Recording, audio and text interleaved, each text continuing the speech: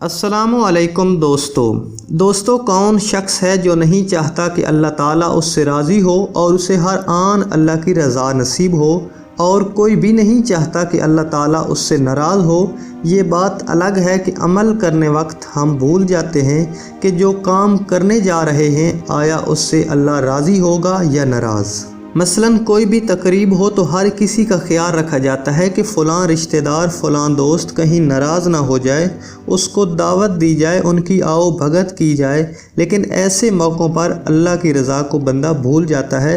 अलबत्ता दोस्तों, हमारा आज का मौजू हज़रत अली अलैहिस्सलाम का वो फरमान है जिसमें आप अलैहिस्सलाम ने 3 ऐसे काम बतलाए हैं जो कि अल्लाह ताला की रज़ा का सबब हैं। इन कामों को करने से अल्लाह ताला राज़ी होता है। ये 3 काम क्या हैं, इस बारे में जानने के लिए आपसे गुजारिश है कि हमारी वीडियो को आखिर तक ज़रूर देखिएगा। और अगर आप हमारे चैनल पर न्यू कमर हैं तो हमारे चैनल को सब्सक्राइब करने के साथ साथ बेल आइकन को लाजमी दबा दें ताकि फ्यूचर में अपलोड होने वाली हर नई वीडियो का नोटिफिकेशन आपको बर वक्त मिलता रहे। दोस्तों, कहते हैं कि एक मर्तबा हज़रत अली अलैहिस्सलाम से किसी शख्स ने पूछा कि ए अली, अल्लाह को राज़ी करने के लिए क्या किया जाए ताकि अल्लाह अपने बंदे से हर तरह राज़ी रहे। तो आप अलैहिस्सलाम ने फरमाया, ए शख्स, अगर तुम चाहते हो कि अल्लाह तुमसे राज़ी हो और तुमसे कभी भी नाराज़ ना हो, हमेशा तुमसे राज़ी ही राज़ी रहे, तो तुम ये 3 काम करो। इस शख्स ने अर्ज़ किया, ए अली, वो 3 काम क्या हैं? तो हज़रत अली अलैहिस्सलाम ने फरमाया, पहला काम ये है कि लोगों के लिए दिल में नरमी और रहम दिली का जज्बा हो और हर वक्त दूसरों को मदद के लिए आमादा रहे। और दूसरा काम ये है कि जो काम भी करे वो सदक़े की नीयत से और अल्लाह की रज़ा के जज्बे से करे। और तीसरा काम ये है कि इंसान अपने गुनाहों पर पशेमां होता रहे और अल्लाह से अपने गुनाहों की माफ़ी मांगता रहे, यानी इस्तग़फ़ार की कसरत किया करे। जो इंसान भी सदका और अल्लाह की रज़ा की खातिर किसी की मदद करे दिल की नरमी के साथ और दूसरे की मदद करे अपने गुनाहों पर नदामत के साथ माफ़ी मांगता रहे, वो इंसान है जिससे अल्लाह ताला हर पर राज़ी रहता है और यही इंसान अल्लाह को राज़ी करने वाला है। दोस्तों, अगर सदका करने वाला जान ले और समझ ले कि इसका सदका फ़कीर के हाथ में जाने से पहले अल्लाह के हाथ में जाता है तो यकीनन देने वाले को लज़्ज़त लेने वाले से कहीं ज़्यादा होगी। सदका जन्नत के दरवाज़ों में से एक दरवाज़ा है। सदका अमाल सहले में अफजल अमल है और सबसे अफजल सदका खाना खिलाना है। सदका क़यामत के दिन साया होगा और अपने देने वालों को आग से निजात दिलाएगा। सदका अल्लाह ताला के गज़ब को ठंडा करता है और हशर की गर्मी की ठंडक का समान है और सदक़े के सवाब को अल्लाह ताला बढ़ाता रहता है। सदका क़यामत के दिन सदका करने वाले के चेहरे का सरूर और ताज़गी का सबब है और क़यामत में हौलनाक और खौफनाक वक्त से निजात दिलाता है। सदका देने वाला बेहतरीन लोगों में से है और इसका सवाब हर उस शख्स को मिलता है जो इस सदका में किसी भी तरह से शरीक हो। तो मालूम हुआ कि अगर इंसान किसी दूसरे इंसान से मोहब्बत करे तो उसमें उसकी अपनी ज़ाती गर्ज शामिल ना हो, बल्कि ये मोहब्बत और पसंदगी सिर्फ़ अल्लाह के लिए हो।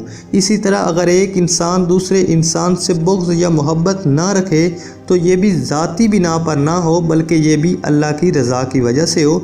यानी अगर इंसान देखे कि फ़लाँ इंसान से फ़लाँ काम अल्लाह के हुक्म के ख़िलाफ़ किया है या फ़लाँ काम में उसकी नाफरमानी की है तो उस बिना पर उस शख्स से नाराज़ हो, इसके लिए नापसंदीदगी का इज़हार करे।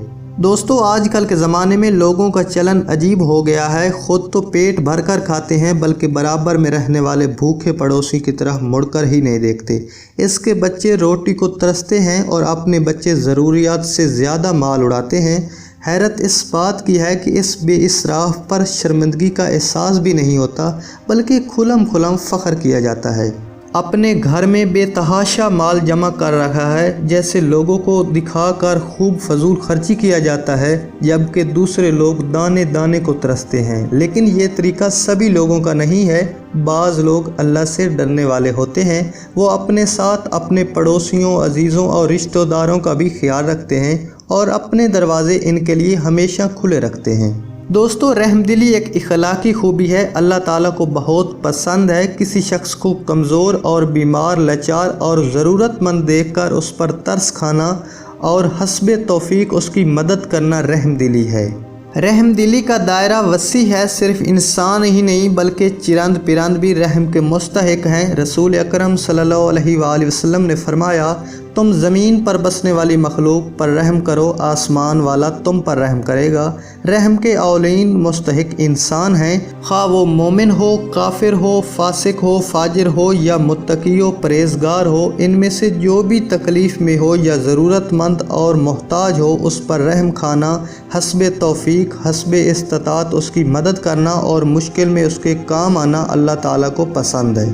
ہاں، کافر اور مشرک پر رحم دلی کا تقاضا یہ ہے کہ اسے کفر اور شرک سے نکال کر اسلام میں داخل کرنے کا احسن طریقے سے کوشش کی جائے تاکہ وہ گمراہی سے نکل کر صراط مستقیم پر چل نکلے اور اسی طرح جہنم کے عذاب کی بجائے جنت کا امیدوار بن جائے۔ کوئی کافر، مشرک یا بد عمل کسی دنیاوی تکلیف، مصیبت یا بیماری کی وجہ سے خواہ ہو، اس پہ رحم کھانا بھی نیکی ہے۔